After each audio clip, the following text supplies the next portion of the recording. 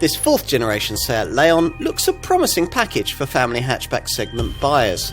It's still good looking and sporty to drive, but now it also gets a completely rejuvenated cabin with a whole fresh generation of screen-based media technology incorporating cutting-edge infotainment. There's also some fresh new electrified engine options, and the car now has access to more sophisticated drive systems and additional safety tech. If you'd been overlooking this Spanish contender, it now deserves a second glance. What if you could take everything that's good about the drive dynamics of a Volkswagen Golf, the superb ride, the excellent refinement, the exemplary at-the-wheel ergonomics, the smooth, efficient engines, and replicate it all in a better value package with a slightly sportier feel? Such has always been the appeal of the Seat Leon, and in that regard not much is different with this 4th generation version. It still steers and turns in a little more sharply than its Golf, Skoda Octavia and Audi A3 VW Group family hatch cousins that share the same engineering and MQB platform. And as before, most mainstream versions continue to persist with an old school torsion beam rear suspension setup, which isn't to suggest that nothing has changed here. Quite the contrary. Take the engine range. Specify an auto gearbox with either the volume 110 PS 1 litre TSI EVO 3-cylinder petrol unit or the 150 PS 1.5 litre TSI EVO 4-cylinder petrol powerplant, and you'll get the brand's latest eTSI mild hybrid electrified technology. There's also now a PHEV full hybrid plug-in Leon, the e-hybrid, which uses a 150 PS 1.4 litre TSI petrol engine mated to a 6-speed DSG auto gearbox and an 85 kilowatt electric motor powered by a 13 kilowatt hour lithium-ion battery that, when fully charged, can deliver a WLTP-rated all-electric driving range of up to 36 miles. Most Leon customers, though, will be wanting an engine of the more conventional kind, which, if you want to stay with manual transmission, is what you'll have to have.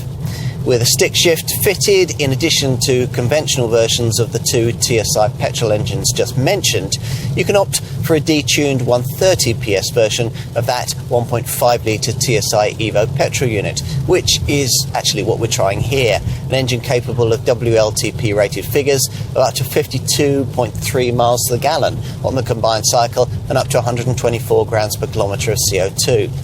You'll also be offered the option of diesel power.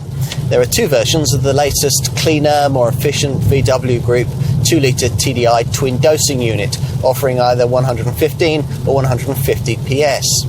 At the top of the range lies the CUPRA Leon hot hatch variant, which can be had with either an uprated 245 PS version of that 1.4 litre plug-in hybrid powertrain we just mentioned, or with a conventional 2 litre TSI petrol unit developing either 245 PS in front-driven conventional hatch form or 310 PS in four-wheel drive estate guise. Seat set out to deliver a bolder, more purposeful look for this 4th generation Leon, yet a shape clearly evolved through recognisable brand DNA. It was important for designer Alejandro Mesonero Romanos and his team to get this right, because visual style was apparently one of the key reasons why people bought earlier versions of this car. As before, there's a body style choice between either this 5-door hatch or an alternative estate. The brand's bolder intentions are certainly very evident here at the front, with set-back angular LED headlamps reminiscent of a Star Wars stormtrooper. From the side, those familiar with the previous generation car might notice this one's 86mm gain in length in this hatch form. It's 93mm longer in estate guise.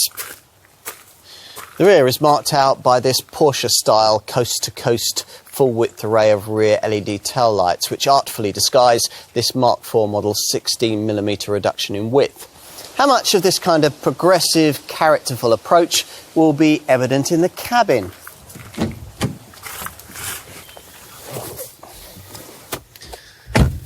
Quite a lot is the answer. it's certainly a lot more sophisticated inside than before. This car, like its VW Group cousins, having gained a major dose of advanced screen technology, here housed in more angular, chiselled fascia design. The seats are now more supportive, everything falls easily to hand, and there's also a bit more of a premium feel this time round. The way the window ledges and the leading edge of the dash together form an unbroken crescent is almost Jaguar-like. Beyond entry-level trim, you'll be served up the electrical fest, that is, the SEAT digital cockpit, a fancy way of describing that the central screen is of the big 10-inch kind and that instrument binnacle dials have been replaced by a 10.25-inch screen. Assuming you avoid entry-level SE trim, you'll be served up the electrical fest, that is, the SEAT digital cockpit, a fancy way of describing that this central display is of the big 10-inch kind and that instrument binnacle dials have been replaced by a 10.25-inch screen. This centre-stack Navi system monitor has the brand's full-length smartphone mirroring, plus there's a built-in eSIM that enables you to create a Wi-Fi hotspot and enjoy online connectivity, which allows you to access online radio and benefit from over-the-air system updates. Plus, the standard 3D sat-nav system can be embellished with live traffic information. Unfortunately, it must also cope with all the climate functions too, controls that we think would be better separated out with physical controls. The 10.25-inch configurable driver instrument cluster, meanwhile, offers a fully customisable display with a choice of different layouts and full-screen mapping if you want it. Let's take a seat in the back, which by and large is what you get. An extra 49mm of rear seat legroom, meaning that a pair of 6-foot adults could be accommodated here in reasonable comfort, providing front seat occupants don't slide their seats fully back. Let's finish this segment by taking a look in the boot, the catch for which, as usual, is activated by pushing this centre tailgate badge. Your SEAT salesperson may well be keen to reference the fact that the 380-litre space provided here, exactly as before and the same as a Golf, is around 40 litres more than you'd get in a rival Ford Focus. Pushing forward the conventional 60-40 split rear bench frees up 1,210 litres across a load area that's virtually flat with the seats folded.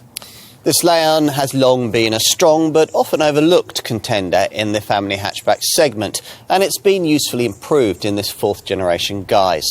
Overall, on a pure value versus quality basis, this Leon has long been the pick of the Volkswagen Group offerings in this sector, and that also makes it one of the key segment benchmarks outside the Volkswagen family of brands, which in turn makes it a very good car indeed.